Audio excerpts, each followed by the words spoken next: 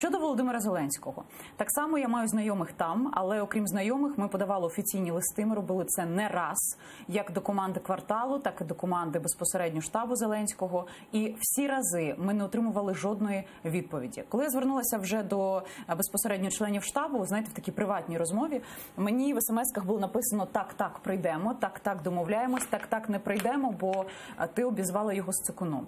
Обізвала я його вже тоді, коли мені двічі обіцяли, і двічі не прийшли. Тому, коли ти щось обіцяєш, не приходиш через те, що ти боїшся когось, або боїшся некомфортних запитань, або ти переглядаєш ефіри, які були, ви пам'ятаєте, цей славнозвісний ефір, там, де вони з дружиною на ICTV, славнозвісний ефір з 7-секундною затримкою на 1+1, цей скайп. Всі ці ефіри свідчили лише про одне, Гордон, що людина почуває себе впевнено тільки в комплементарних розмовах, в яких я, як виборець, не знаходжу жодного запитання. Тому я вже і відеозвернення, відповіді на запитання. Тому я вже і робила звернення в вигляді відеозвернень, і писала.